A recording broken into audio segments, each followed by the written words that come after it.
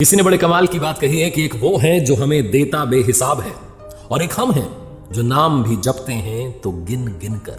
एक बहुत ही आलसी लड़का था, कोई काम नहीं करना चाहता था।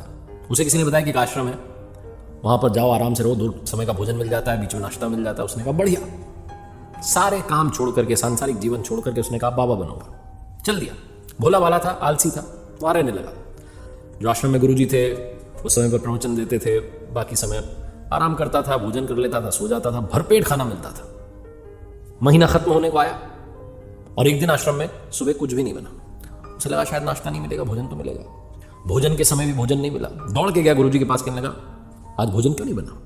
गुरुजी ने कहा बेटा आज एकादशी है, जितने आश्रम के सदस्य हैं सबका उपवास है और तुम्हारा भी उपवास है, आज भोजन नहीं बनेगा। आलसी था लेकिन भूख बहुत लगती थी। इसने कहा नहीं, ऐसा नहीं हो सकता, मुझे तो भोजन करना है। गुरुजी ने कहा ठीक है, जाओ भंडारे में से ले जाओ सामान और बाहर ले जाके, आश्रम में नहीं बनेगा, बाहर ले जा करके बना दो। याद रखना भोजन बनाने के बाद सबसे पहले भगवान को भोग लगाना, फिर तुम प्रसाद पाना। उसने कहा ठीक है। वो लड़का अनाज लेकर के चल दिया, बाहर जाकर के भोजन पकाने लगा। भोजन तैयार हुआ, उसके बाद कहने लगा प्रभु श्री राम आइए, पधारिए, भोग लगाइए। और उसे जब लगा कि भगवान तो आ नहीं रहे भोग लगाने के लिए, तो कहने लगा कि मुझे मालूम है आपको तो अच्छा खाने की आदत है, मैं बना नहीं पाया, मुझे बनाना आता नहीं है, रूखा सूखा जो बना। भगवान श्री राम उसकी सरलता पर प्रसन्न हो गए और दर्शन दे दी। उसने देखा कि भगवान श्री राम आए हैं और साथ में माँ सीता भी आई है। उसने 2 लोगों का भोजन बनाया था, एक अपना और एक भगवान का। अब क्योंकि माँ सीता भी आई थी, भगवान भी आए थे, तो उसने वो प्रसादी भगवान को उनके ग्रहण करने के लिए सामने रख दी। भगवान श्री राम ने, माँ सीता ने भोजन किया और उसके बाद वो जाने लगे। तो इस भक्त ने, जो भोला सा आलसी सा भक्त है, इसने कहा कि प्रभु आप आए, आपके दर्शन हुए, बड़ा अच्छा लगा, मुझे खाने को कुछ नहीं मिला लेकिन कोई बात नहीं, बस एक आपसे विनती, अगली बार जब आए तो कितने लोग आएंगे ये पहले बता दें, ताकि मैं उतने लोगों का भोजन बना के रखूं। भगवान श्री राम फिर से मंद मंद मुस्कुराए और अंतर ध्यान हो गया।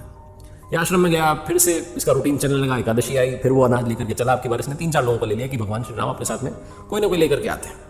तो इसने बड़ी प्रसन्नता से भोजन बनाया और ये इंतजार करने लगा कि प्रभु आए। फिर से वही कहा प्रभु आइए, भोग लगाइए, प्रभु आइए, भोग लगाइए। और अब की बार दिखता है कि भगवान श्री राम पूरा राम दरबार लेकर आए। भगवान श्री राम, माँ सीता, भ्राता लक्ष्मण, शत्रुघ्न, भरत, हनुमान जी सब आए। अब इसने 3-4 लोगों का भोजन बनाया था, अब की बार फिर कम पड़ गया। इसका दिमाग ठनक गया। इसने कहा कोई बात नहीं। इसने प्रसादी ग्रहण करने के लिए सामने रख दिया, उन्होंने भोजन किया और चले गए। अब की बार भी भूखा रह गया। फिर से आश्रम गया, वही रूटीन चला। फिर एकादशी आई, गुरुजी को कहने लगा कि गुरुजी अब की बार मुझे थोड़ा ज्यादा अनाज चाहिए। गुरुजी का दिमाग ठनका कि कर क्या रहा है, ये कहीं ले जा के बेच तो नहीं रहा। तो उन्होंने कहा ठीक है ठीक है, भूख से परेशान रहता है। इसने कहा कि नहीं, मैं परेशान नहीं रहता हूँ, बहुत लोग आते हैं प्रभु के साथ में, उनका भी तो भोजन कराना होता है। तो गुरुजी को लगा पागल हो गया। लेकिन गुरुजी ने सोचा कि एक बार चल के देखते हैं क्या करता है इस अनाज का। वो जो भक्त था भूला सा, वो लेकर के पहुंचा सारा अनाज और पहुंच गया नदी के किनारे और वही प्रेम से जो था पुकार लगाने लगा। लेकिन अब की बार उसने भोजन बनाया नहीं। उसने कहा मैं तो सामान रख लेता हूँ, वो आएंगे, जितने आएंगे खुद बना के खा लेंगे। गुरुजी छुप करके सारा देख रहे थे कि ये भोजन तो बनाया नहीं इसने, और आवाज लगा रहा है प्रभु आओ प्रसादी पाओ, प्रभु आओ प्रसादी पाओ। वो भक्त देखता है कि वाकई में प्रभु श्री राम पधारे हैं। अब की बार तो बहुत सारे लोग आए। तो उसने हाथ जोड़ के कहा प्रभु माफ करना, आप बहुत सारे आते हैं, मुझे संख्या पता नहीं होती है, मेरी हिम्मत नहीं कि मैं तुम लोगों का भोजन बनाऊं, आप स्वयं आइए, बनाइए, खाइए, प्रसादी पाइए।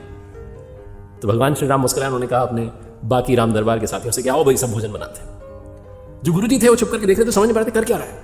तो दौड़ के आए, कहने लगे तुम अब तक भोजन बनाए क्यों नहीं, कर क्या रहे हो, देख क्या रहे हो उसको। तो उसने कहा गुरुजी आपको नहीं दिख रहा है, भगवान श्री राम पधार चुके हैं, माँ सीता आई है, हनुमान जी आए, सब आए, भोजन बन रहा है। तो गुरुजी ने कहा पागल हो गया है, मुझे तो कोई दिख नहीं रहा। ये जो भोला सा भक्त था इसका दिमाग ठनक गया। इसने कहा क्या हो रहा है। इसने कहा भगवान कर क्या रहे हो, एक तो भूखा रखा हुआ है, गुरुजी को दर्शन नहीं दे रहे हो, गुरुजी मुझे पागल समझ रहे हैं, कृपा करके गुरुजी को दिख जाओ। भगवान ने कहा नहीं मैं दिख नहीं सकता।